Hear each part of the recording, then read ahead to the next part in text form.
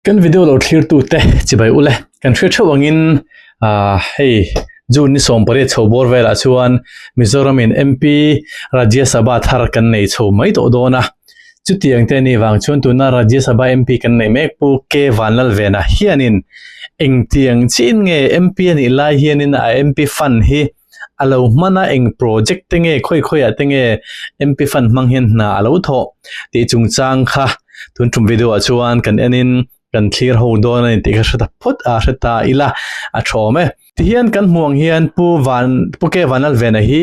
kumsang ni somni atang sang ni la somni paruk MP khani a ti chuan MP Rajya Sabha ni chung hian MP fanatana ahman turab sumle pai dai hi awain cheng vaibel se som pasari le noi ni chuang ani a ti chuan heta hianin ngatinge MP ti chuan kum khata vaibel chenga anei thin kan ti se kum ruk chung chuanin vaibel se som thum kha nei thei tur khan ni lai khan ngatinge vaibel se som pasari le ti chau aron nei ti lai kha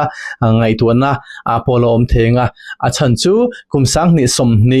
COVID ron len khan kumsang ni somni atanga somni pakhat le somni pakhat atanga somni le pahnia an fan nei tur kha chu an MP fan nei tur kha an ron divert tani chumi ron divert na chu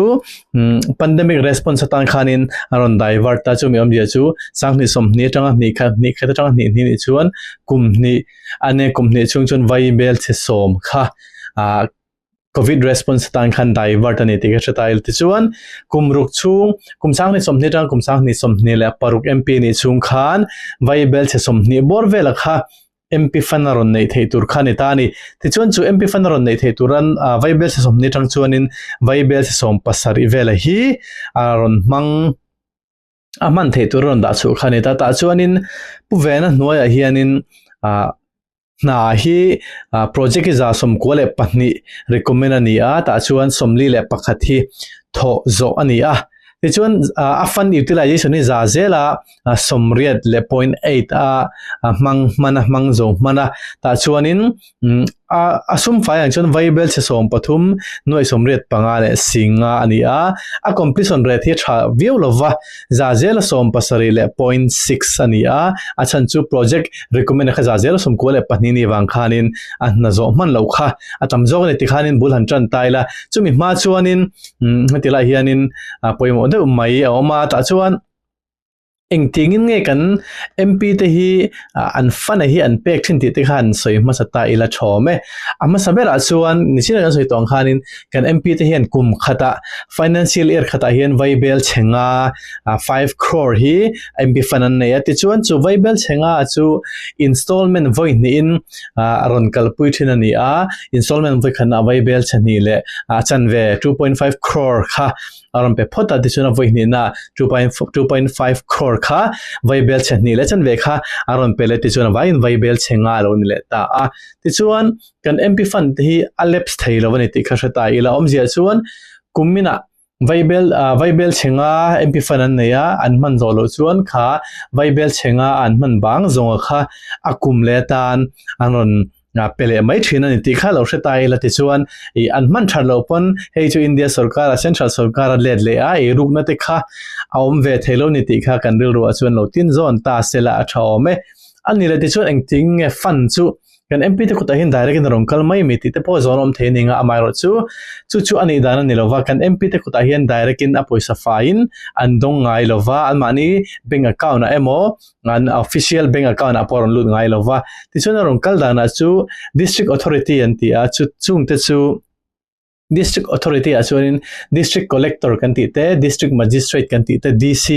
kan ti te kha ani hi district authority ani ta an mani kal tlang hian MP fund te po hi pek chu ani ti kha hretile chuan another district tura hi amma ina puvena na athona turata na ro manna asiam MP fund mana tumna district piang kha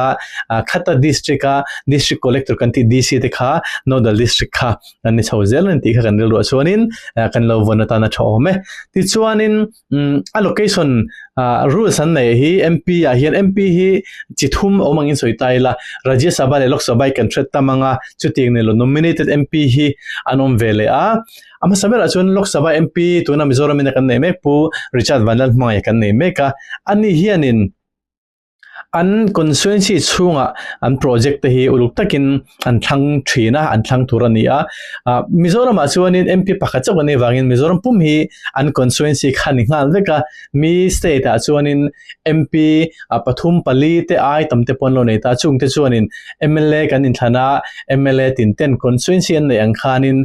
mi rama mi state danga MP te chuanin constituency an nei we wang khan khang an constituency chunga khanin an MP fund hi an mang turani a Lok Sabha bika chun ti chun Rajya Sabha chun rodang vele a Rajya Sabha chuanin an mani thang tu te state chunga khan khoi muna po na khan thok theini adang lamna kan tha themin ka ring Lok Sabha chuan an mani vote tling tu te constituency a chau na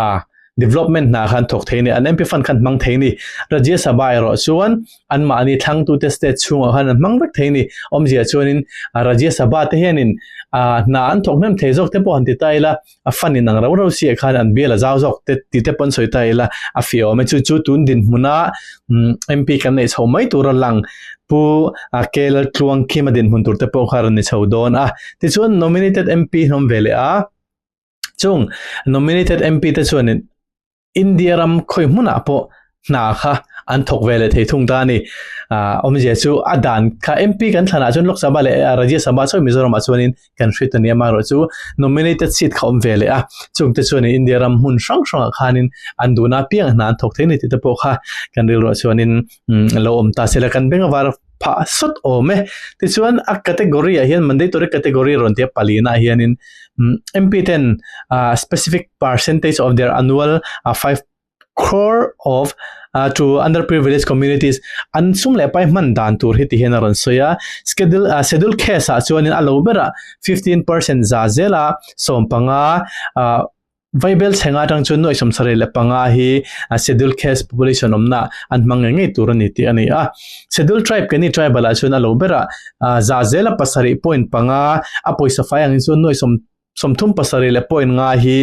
schedule tribe te population na mangnge turni ti te kha aron ziak boka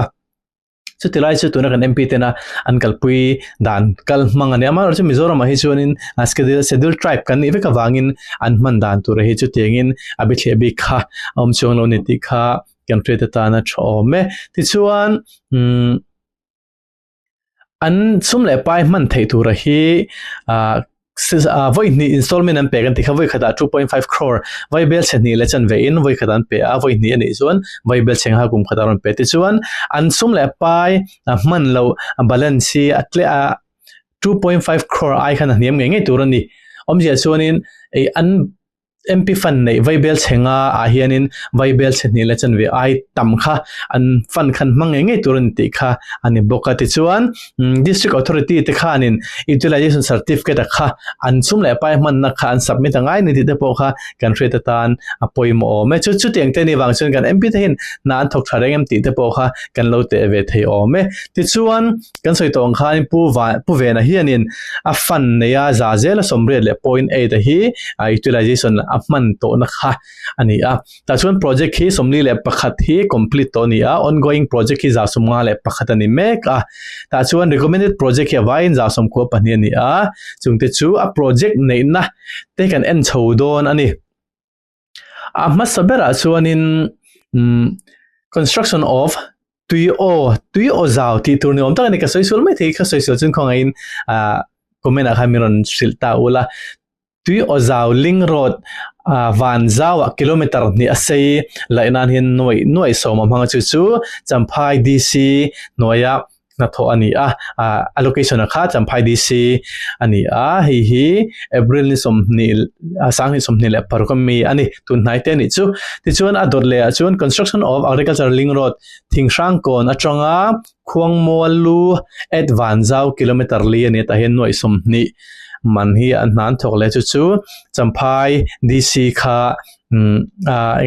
district authority kha ani ati chon he po hi April ni som ni sang ni som ni le paruka zo kha ani bokani ti chuan a dot le chuan in construction of bazar set at MHEP building lungsen marveng ti ni a hi cheng noi nga manani a lunglei DC kha a district authority ani a ti chuan he na hi February ni somni le pasari sangni somni le paruka complete ani ti chuan construction of agricultural link road at Cyril Luizao medium vehicle road at Bukwan ya hian noi somni man kolosip DC noya kolosip district mi tho ania noi somni manani hi poi February som pa sang ni somni le parukhan he na po hi zo ani ti chuan ta hian in payment hi ati hian hu vek theya avoi khat payment a February som pa sang ni somni le panga khan first installment in arong kala second installment a chun October first installment is October ni som pali sang ni som ni panga ni second installment a chuan ni som pa February sang ni le som ni le panga khani ti chuan construction of link road north lim end to Turiel medium vehicle road kilometer li hi asiam na noi som ni le panga amanga hi kolosip DC kha district authority khani a he na hi February ni som panga sang ni som ni parkhan complete ani ti chuan construction of road widening curve implement and PCC flooring between Pangbalkon to South Chimluang kolosip a hian noi som thum man na an lo thok boka hi po hi February ni som panga sang ni som ni le paruka tho zo ani ti chuan construction of land leveling of volleyball court at North Chimluang ania ta hin noi som ni man tho ania kolosip district chungami ni a kolosip DC kha district authority na ani boka chutilai chu February som pali sang ni som ni le paruka tho zo ani ti chuan construction of PCC flooring at pu piandenga huan panna kong selling a hin noi som man athoka hi Aizawl district ani na angin Aizawl DC kha the district authority ani bok ani kan let lokong hatila hianin allocation an pek dan kha kan sing han kan soi to a intrathiam thomin ka ringa an thona tura pinga DC te kha ana lo boy pui tu tur le angene asum le pai lo pe chok tu tur kha ani ti kha kan soi to kha amjia chuan kan MP then direct in sum le pai hi an chalai lem lo ni ti kha kan thathiam don ni te chuan construction of link road at Tuisan Tlang to Khantelui Lungdai village a hian kem ni siam alai ani a hi cheng noi somani hi kolosip district mi ani boka February som sang ni som ni le paruka zo ani construction of link road book pui to Turiel medium link road kilometer thumani a hi noi som ni thon a thoni a kolosip DC kha district authority ani boka February som pa sang ni som ni le parukhan anna hi zo ani ti chuan agricultural link road bol pui to Chanlui Zau KM ni bolpui village lai ani a hi po hi cheng noi som ani a kolosip DC kha district authority ni February ni som pa sang ni som ne paru ka zo ani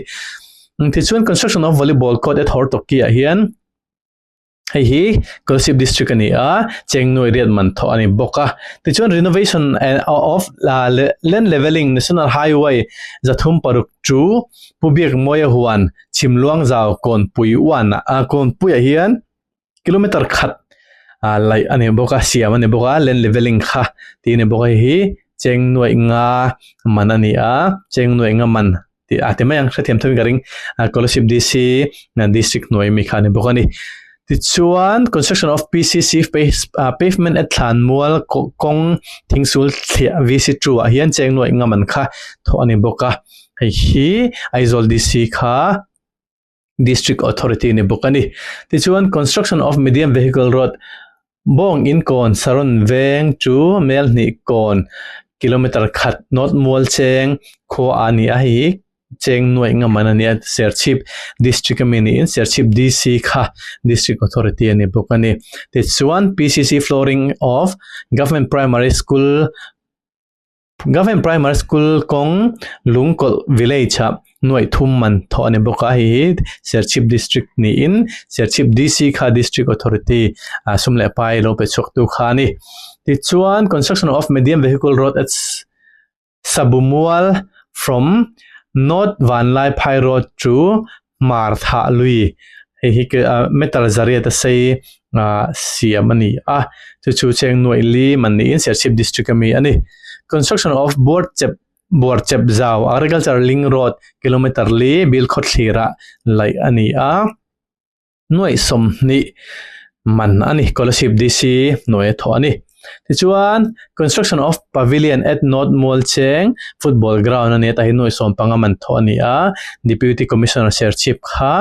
implementing agency te poti ra kan soisual lawang chu englo zong in district authority ni chumo tichuan construction of link road lalmol medium vehicle road hi kilometer khadlechan ve hinoi somin sir chief district ka tho ani boka tichuan construction of boundary wall near North Mall Cheng Mizoram UPCB kin bulhei cheng noi nga thoni a sir chief district amini construction of pavilion at North Mall Cheng football ground hei noi som panga a thoni a North Mall Cheng lama hin na a thok nual ne pu ve na hian tichuan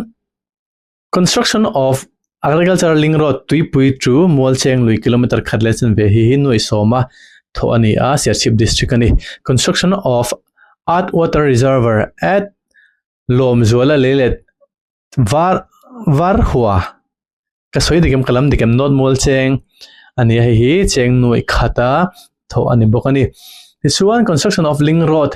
dabzar kon to vareng medium vehicle road kilometer khadlechan ve hi noi soma thone bo hi sir chief district ka tho ani construction of link road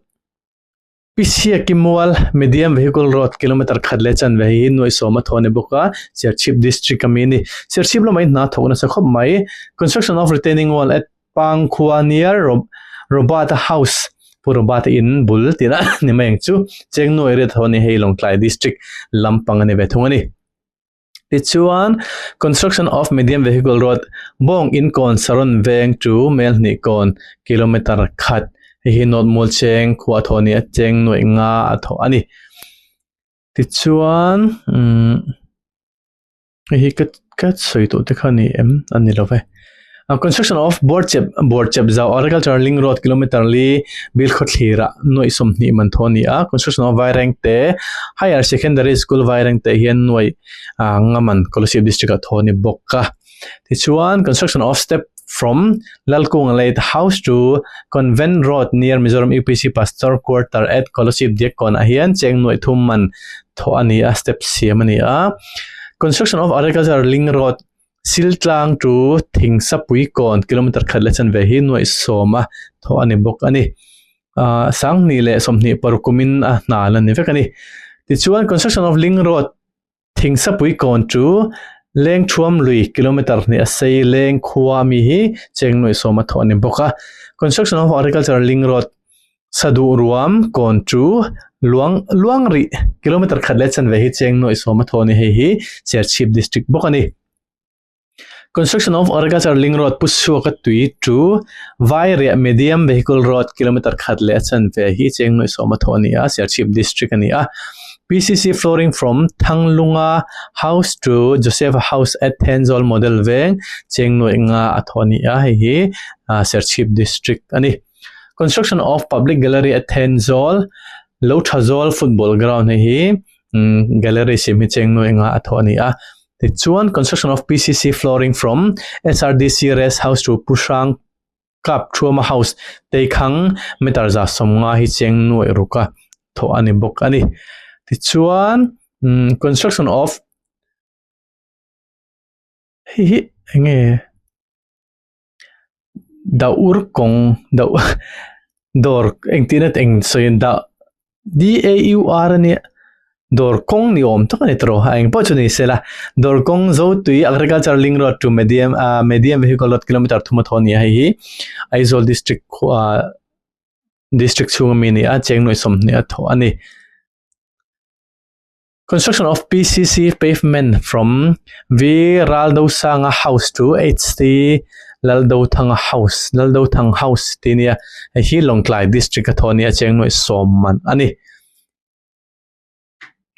tichuan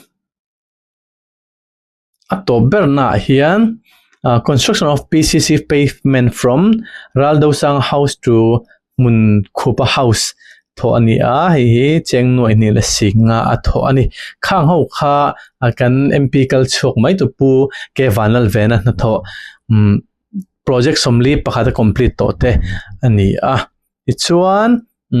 recommended work hi nual a chung te chu la tho zo lo kha ani ti tho zo lo kha za songa le pakhat ani ni ti kan soi to kha chunga chuan hei na thial lama te po don a district Aizol district lama te po don boka serchip ate serchip lama in mala na sakhop maya pu vena hi serchip kolosip ti te le along tlai lama te mo ma alan sakhop mai khating te kha lang thei chin te hanni ta ser ti chuan pu vena kum ruk chung sang ni somni tang somni le paruk chunga initial allocation fund allocation an pek zong hi viable se som pasari noi som panga sing ruk sang thum zakwa somnga le pasari ania chuta man zong to a hi viable se som bathum noi somret panga le singa mang to a remaining balance hi viable se thum noi som thum le sing ka sang thum zakwa somnga le pasari ala om a ti chuan utilization metrics a hian fund utilization a hian 80.76% ani a work complete a hi project complete somli le pakhat ania average per project a hi anna somli le pakhat thochanga atlang pui to manjat owang borvel hi a cheng noi sari sing ni sang khat le zaruk le som panga ania a complete ratio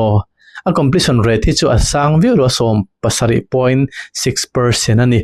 atila hian fund utilization a hi chun a thakop mai excellent 90 amar chu project complete a hi chuanin poor rinti ko maya hei hi mimal tang hain ti mol photum na lam pangkha ani lem lo ni ti te po khamin re sakta ulakan mp the hian eng ting chin nge nan lo tho ti kha mi puiten kan hre ta ta kan mo phurna kan chanvo vereng ani ti te po kha retai la chang he kan video hi kan phua chopani lawa MPLADS kan timai nga member of parliament local area development scheme dashboard atanga empowered indian ti atanga kan lakha ani achumi ni wang chuan indu chuan khang thil kanon soi so te poin invite ti kha setai la chome en po chuni se tun tum tan jo kan video te khari jong khalo ne le photta sela rem chang ma sabera tuna mp lok sabha akan nei mek puri chat vanlal mangaya mp fund man na te po kan laron tele don ti kha setai la chuwang chuan party ti big chan big le na chan lo big po kan nei lova kan ram hian thei top chuin ma son sela kan politician tele afong sel tu ten thei top chu sela chutta tan chuan kan thei topin ron nor kal ve kha kan tum do ni ti te po min lo re sakta ula a thavio ang ti chuan kan video kan ti top ma in tun din muna kan mp nimek pu Richard Vanlalvena maya din mun clear zoi ang kan search lo nge